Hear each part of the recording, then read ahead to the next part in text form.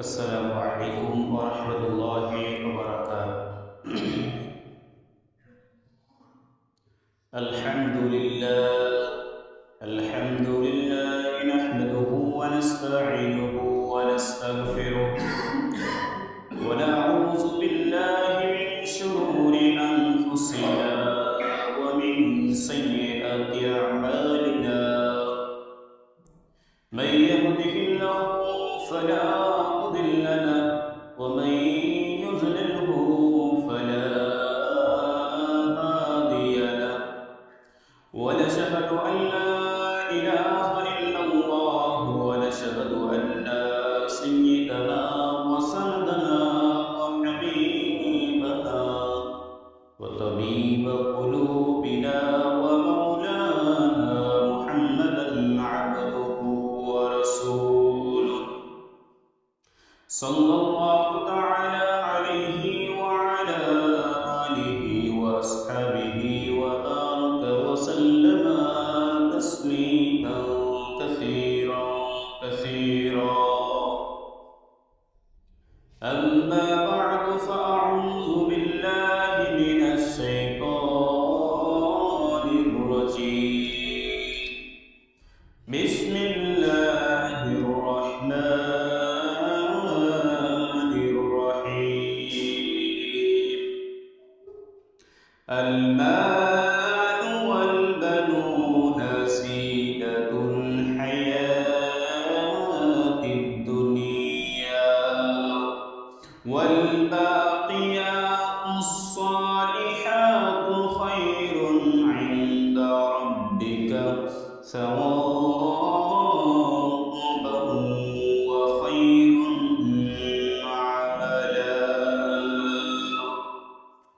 ثم قال الله تعالى في كلامه المجيد: يا أيها الذين آمنوا قوا أنفسكم وأهلكم نارا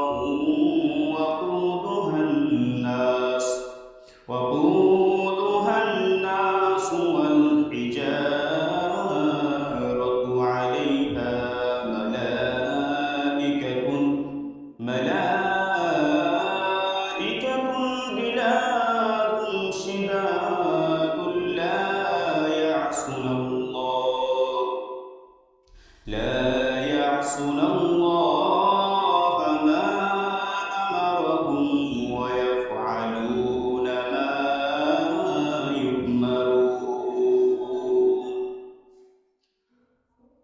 আলহামদুলিল্লাহ, সমস্ত প্রশংসা, সমস্ত গুণগান মহান রব্বুল আলামিনের জন্য, যে মহান রব্বুল আলামিন মেহেরবানি করে, দয়া করে, মায়া করে আমাদের মতো কিছু নগণ্য বান্দাকে পুরো একটি সপ্তাহ পরে তিনার দরবারে আসার, বসার এবং কিছু কথা বলার ও শোনার তৌফিক দান করেছেন। তাই মহান রব্বুল আলামিনের দরবারে শুকরিয়া আদায় করি, সকলেই কালিমাত শুকর করি আলহামদুলিল্লাহ। লাখো কোটি দরুদ সালাম বর্ষিত হোক সে মহামানবের উপর, যে মহামানবের অক্লান্ত পরিশ্রমের পরে এত সুন্দর দিন ব্যবস্থা ইসলামকে পেয়েছি। সাইয়্যিদুল কাওনাইন খাতামুন নবিয়্যিন রাহমাতুল লিল আলামিন জনাব মুহাম্মদুর রাসূলুল্লাহ সকলে বলি সাল্লাল্লাহু আলাইহি ওয়াসাল্লাম। সম্মানিত উপস্থিতি, পবিত্র কোরআনুল কারীম থেকে দুটি আয়াতে কারিমা তেলাওয়াত করেছি। আল্লাহ রাব্বুল আলামিন আমাকে তৌফিক দান করেন এই আয়াতকে সামনে রেখে কিছু কথা বলার আশা রাখি। ওয়া মা তাওফীক ইল্লা বিল্লাহ। আল্লাহ রাব্বুল আলামিন এই আয়াতের মধ্যে যে বিষয়টিকে এনেছেন সেটা হলো আদর্শ অভিভাবক কে হবেন। আদর্শ অভিভাবক, একজন অভিভাবকের জন্য কি করণীয়, কি আবশ্যকীয়, এই বিষয়ে আলোচনা হয়েছে এই আয়াতগুলির মধ্যে। আল্লাহ রাব্বুল আলামিন সর্বপ্রথম বলেন, ইয়া আইয়ুহাল্লাযীনা আমানু কু আনফুসাকুম ওয়া আহলিকুম নারা। আল্লাহ রাব্বুল আলামিন মুমিন বান্দাদেরকে ডাক দিয়ে বলতেছেন, ইয়া আইয়ুহাল্লাযীনা আমানু, হে মুমিন সকল, কু আনফুসাকুম ওয়া আহলিকুম, তুমি নিজে বাঁচো, ওয়া আহলিকুম, এবং তোমার পরিবার বর্গকে বাঁচাও। না, কি থেকে বাঁচাবে? জাহান্নাম থেকে, জাহান্নামের আগুন থেকে। আল্লাহ রাব্বুল আলামিন আপনাকে এবং আপনার আহালকে, আপনার পরিবার, আপনার সন্তান, আপনার মেয়ে, আপনার ছেলে, আপনার স্ত্রীকে জাহান্নামের আগুন থেকে বাঁচানোর দায়িত্ব দিলেন। কাকে? আপনাকে। এমন জাহান্নামের কথা আল্লাহ রাব্বুল আলামিন উল্লেখ করেছেন, যেই জাহান্নামের মধ্যে ফেরেশতা থাকবে। কেমন? ওই জাহান্নামের মধ্যে ইন্ধন কি হবে? কুদুহান নাস ওয়াল হিজারা। সেই জাহান্নামের ইন্ধন অর্থাৎ জাহান্নামে যেই লাকড়িগুলো দিয়ে আগুন জ্বালানো হবে, সেই লাকড়ি হবে মানুষ এবং পাথর। আল্লাহু আকবার। একটাবার চিন্তা করেন, জাহান্নামের মধ্যে আমরা যেমন দুনিয়াতে চুলা জ্বালাই কি দিয়ে? লাকড়ি দিয়ে, কাঠ, খড়, এগুলো দিয়ে। আর আল্লাহ রাব্বুল আলামিন জাহান্নামকে প্রজ্বলিত করবেন কি দিয়ে? মানুষ এবং পাথর দিয়ে। কোন মানুষ, কোন পাথর? ওই মানুষকে দিয়ে জাহান্নামের আগুন জ্বালানো হবে যেই মানুষ নিজের সন্তানকে, নিজের স্ত্রীকে, নিজের আহাল পরিবারকে এবং নিজেকে জাহান্নাম থেকে বাঁচাইতে পারে না, নিজেকে গুনাহ থেকে দূরে রাখতে পারে না। ওই রকম মানুষদেরকে দিয়ে আল্লাহ রাব্বুল আলামিন জাহান্নামের আগুনকে প্রজ্বলিত করবেন। আর সেই জাহান্নামের মধ্যে কেমন ফেরেশতা থাকবে? আল্লাহ রাব্বুল আলামিন বলেন, আলাইহা মালাইকাতুন গিলাযুন শিদাদুন, সেই জাহান্নামের মধ্যে এমন ফেরেশতা থাকবে যেই ফেরেশতা কঠোর স্বভাবের। এমন ফেরেশতা থাকবে যেই ফেরেশতা হবে কঠোর স্বভাবের। আপনি ফেরেশতার কাছে যতই আপত্তি মিনতি করেন না কেন, আপনি ফেরেশতার কাছে যতই কান্নাকাটি করেন না কেন, যতই চিৎকার চেঁচামেচি করেন না কেন, সেই ফেরেশতা আপনার একটা কথা শুনবে না। এমন জাহান্নামের মধ্যে আপনাকে নিক্ষেপ করা হবে। এবং আল্লাহ রাব্বুল আলামিন বলেন, ওই ফেরেশতারা কখনোই নাফরমানি করেন না। ওই ফেরেশতারা কখনোই নাফরমানি করে না। লা ইয়াসুনাল্লাহ, সেই ফেরেশতারা কখনোই আল্লাহর সঙ্গে নাফরমানি করে না। দুনিয়াতে মানুষকে আমরা যদি কোনো কাজ দিই, বিশ্বস্ততার সাথে কোনো কাজ করতে বলি, তাহলে দেখা যায় যে একটা কাজ করার পরে আরেকটা কাজ করতে গিয়ে চিন্তা করে, এখানে যদি একটু কম বেশি করে দিই আমাকে তো ধরতে পারবে না। কিন্তু যখন জাহান্নামের মধ্যে আপনাকে আমাকে দেওয়া হবে, তখন ওই ফেরেশতারা একটা বারো চিন্তা করবে না যে আল্লাহ আমাকে এই কাজ দিয়েছে, একটু যদি এদেরকে ছাড় দিয়ে দিই আল্লাহ তো বুঝবে না। এইরকম কখনোই করবেন না। এইরকম নাফরমানি কখনোই ওই ফেরেশতারা করবে না। ফেরেশতারা কি করবে? যে আমারহুম, ওই ফেরেশতাদেরকে যেই আদেশ করা হয়েছে, আমারহুম যেই আদেশ করা হয়েছে, ওয়ায়াফআলুনা মা ইউমারুন, সেই আদেশটা সে যথাযথভাবে পালন করবে। আল্লাহ রাব্বুল আলামিন ওই ফেরেশতাকে যেই আদেশ করেছেন সেই আদেশ সে যথাযথ পালন করবে। এবার আসেন সম্মানিত ভাইরা আমার, আল্লাহ রাব্বুল আলামিন যে বললেন, ইয়া আইয়ুহাল্লাযীনা আমানু কু আনফুসাকুম ওয়া আহলিকুম নারা, হে ইমানদারগণ, তুমি নিজে বাঁচো এবং তোমার আহাল পরিবার, তোমার স্ত্রী সন্তানকে বাঁচাও জাহান্নামের আগুন থেকে। কোথায় থেকে? জাহান্নামের আগুন থেকে। কেন বললেন এই কথা?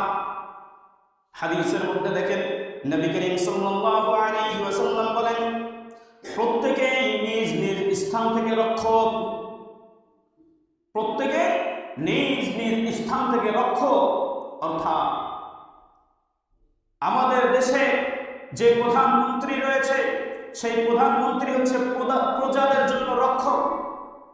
এখন এই প্রধানমন্ত্রী যদি আমাদের উপরে ঠিকমতো খেয়াল না রাখে, আমাদের ভরণ পোষণের দিকে, আমাদেরকে পরিচালনার দিকে ঠিকমতো খেয়াল না রাখে, তাহলে কিয়ামতের ময়দানে আল্লাহ রাব্বুল আলামিন এই বাদশাকে, এই প্রধানমন্ত্রীকে, এই প্রাইম মিনিস্টারকে আগে ধরবেন। ধরার পরে আল্লাহ রাব্বুল আলামিন তার কাছ থেকে কৈফিয়ত নেবেন, তুমি কেন তোমার প্রজাদেরকে ঠিকমতো পরিচালনা করতে পারো নাই, তুমি কেন তোমার প্রজাদের মধ্যে ইসলাম প্রচার করতে পারো নাই, ইসলাম দাঁড় করাইতে পারো নাই, প্রতিষ্ঠিত করতে পারো নাই। আল্লাহ রাব্বুল আলামিন ধরবেন। নবী করিম সাল্লাল্লাহু আলাইহি ওয়াসাল্লাম তারপরে বলেন, একজন পুরুষ সে হচ্ছে একটা পরিবারের অভিভাবক, আর সেই পুরুষ ওই পরিবারে যতজন ব্যক্তি আছে, তার স্ত্রী হোক, সন্তান হোক, যে যে আছে তাদের তাদের রক্ষণাবেক্ষণের দায়িত্ব হচ্ছে সেই পুরুষের, অর্থাৎ আপনার পরিবারের কর্তা আপনি। আপনি একটাবারও চিন্তা করলেন না, খেয়াল করলেন না আপনার সন্তান কোথায় গেল, আপনি খেয়াল করলেন না আপনার মেয়ে পর্দা করলো কিনা, আপনি খেয়াল করলেন না আপনার স্ত্রী পর্দা করলো কিনা, আপনি খেয়াল করলেন না আপনার স্ত্রী আপনার সম্পদের হেফাজত করলো কিনা। আপনি যখন এটা খেয়াল করবেন না, তখন আল্লাহ রাব্বুল আলামিন আপনাকে কিয়ামতের ময়দানে ধরবেন, হাসরের ময়দানে ধরবেন, ধরে আপনাকে জিজ্ঞাসাবাদ করবেন, আপনাকে কৈফিয়ত দিতে হবে, আপনি কেন সঠিকভাবে তাদের রক্ষা করতে পারেন নাই, আপনি সঠিকভাবে আপনার পরিবার পরিচালনা করতে পারেন নাই।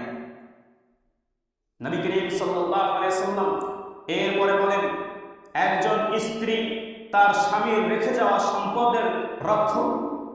আপনি বাড়ি থেকে বের হয়েছেন, রিজিকের তালাশে আপনার কাজের জন্য, কর্মের জন্য বাইরে গিয়েছেন, আপনার সন্তান, আপনার সম্পদ, আপনার বাড়ি, আপনার ঘর আপনার স্ত্রীর কাছে আমানত রেখে গিয়েছেন। আপনি যতক্ষণ পর্যন্ত আসবেন না, ততক্ষণ পর্যন্ত আপনার সম্পদ, আপনার পরিবার, আপনার সন্তান, আপনার স্ত্রী রক্ষণাবেক্ষণ করবেন, দেখাশোনা করবেন।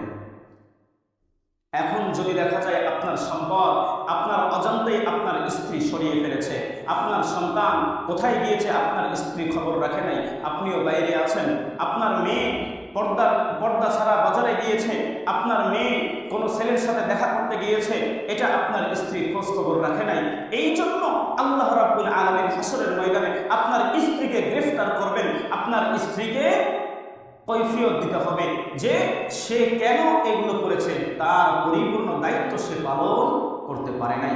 আর এই যখন ধরা পড়বে আপনার স্ত্রী, আপনি, আপনার দেশের সরকার, আপনার দেশের বাদশা যখন ধরা পড়বে, তাদের জন্য একমাত্র ঠিকানা হবে জাহান্নাম, জাহান্নাম ছাড়া অন্য কোনো ঠিকানা নেই। এই জন্য আল্লাহ রাব্বুল আলামিন বলেছেন, উ আনফুসাকুম, তুমি নিজে বাঁচো, ওয়া আহলিকুম, এবং তোমার পরিবার বর্গকে বাঁচাও।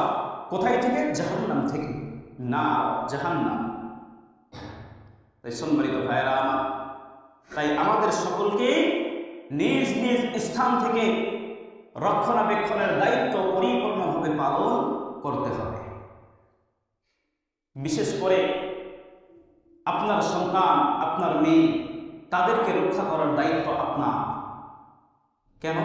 একজন বাবার সন্তান যখন কোনো গুনাহে লিপ্ত হওয়ার পরে সেই গুনাহের এক ভাগ বাবার অথবা তার মায়ের, এক কথায় তার অভিভাবকের আমলনামায় 1% গুনাহ চলে আসে।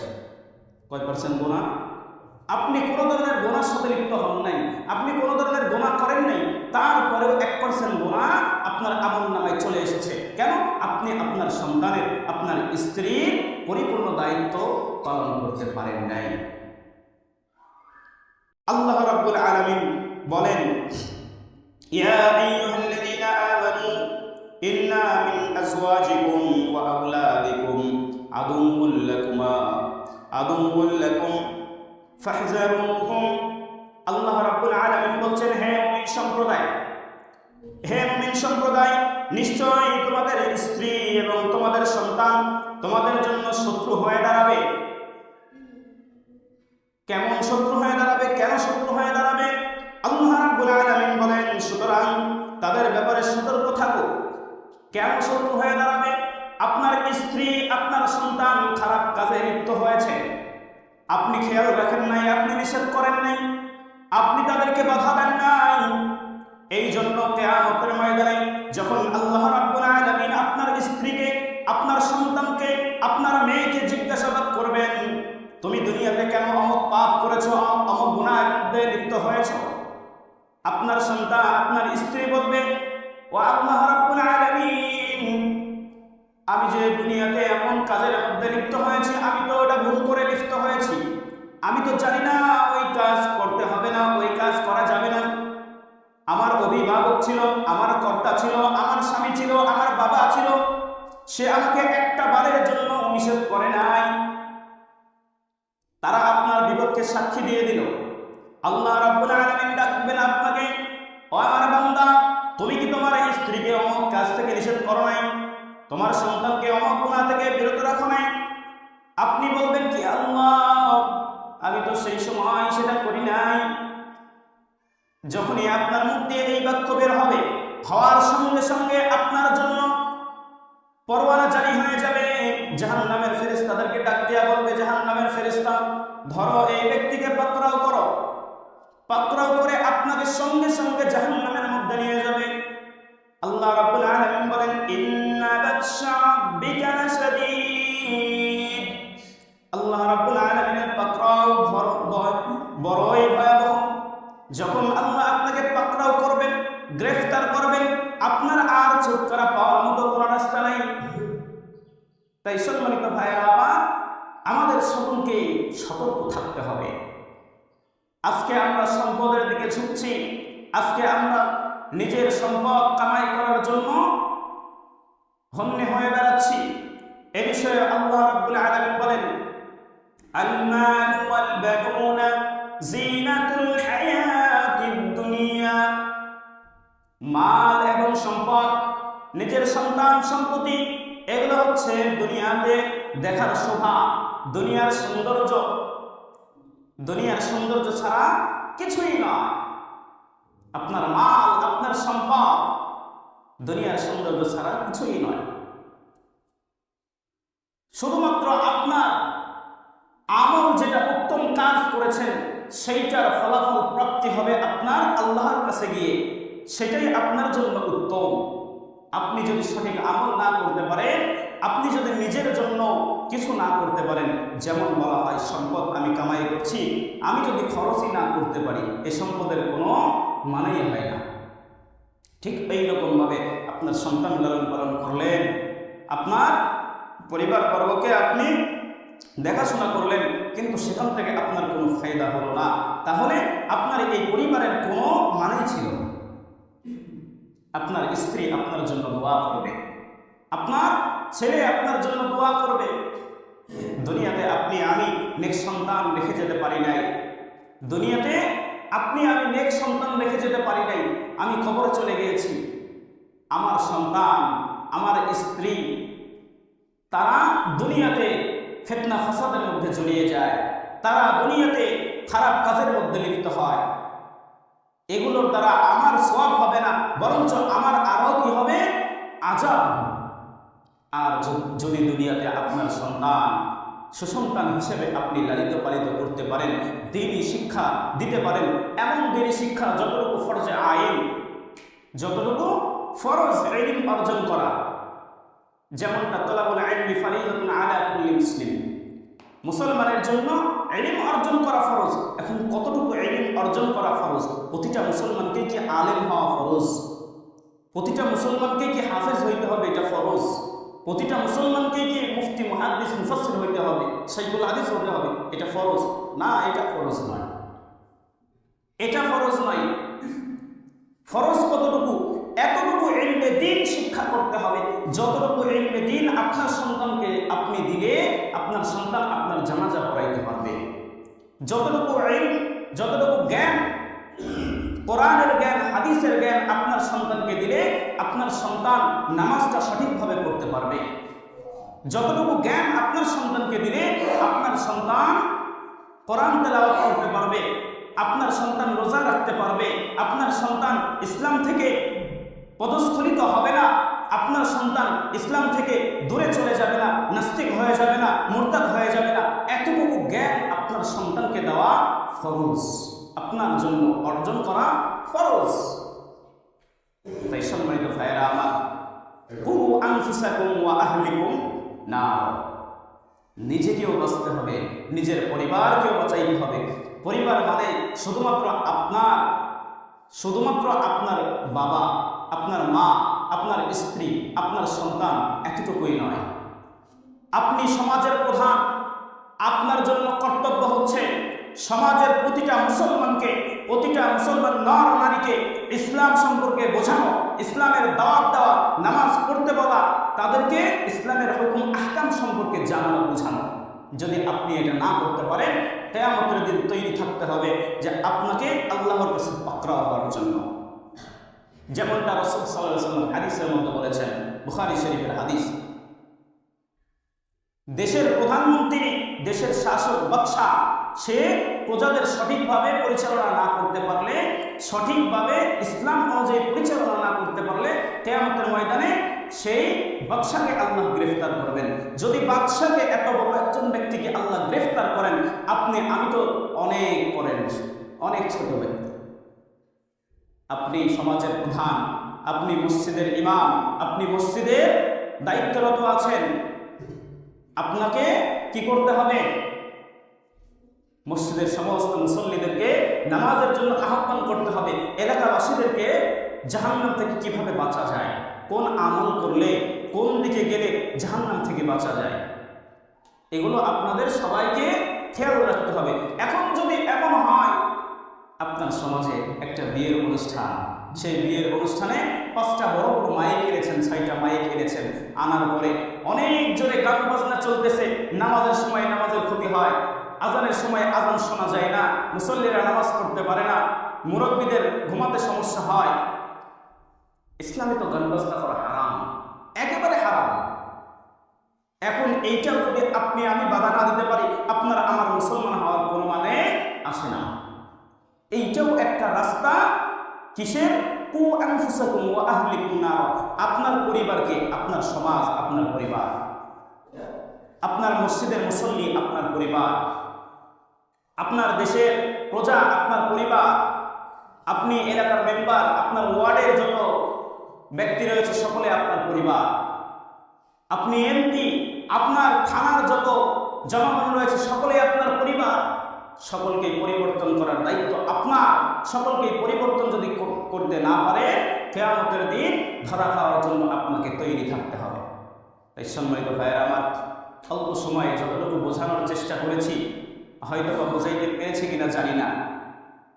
আল্লাহ রাব্বুল আলামিন আমাদের সকলকেই সেই জাহান্নাম থেকে, যেই জাহান্নামের মধ্যে আপনার কথা কেউ শুনবে না, আপনার আকুতি মিনতি কান্নাকাটি কেউ শুনবে না, আপনার চিল্লানি কেউ শুনবে না, আহাজারি কেউ শুনবে না, ওই জাহান্নাম থেকে আল্লাহ রাব্বুল আলামিন আমাদের সকলকেই বাঁচার তৌফিক দান করেন। সকলে বলে আমিন।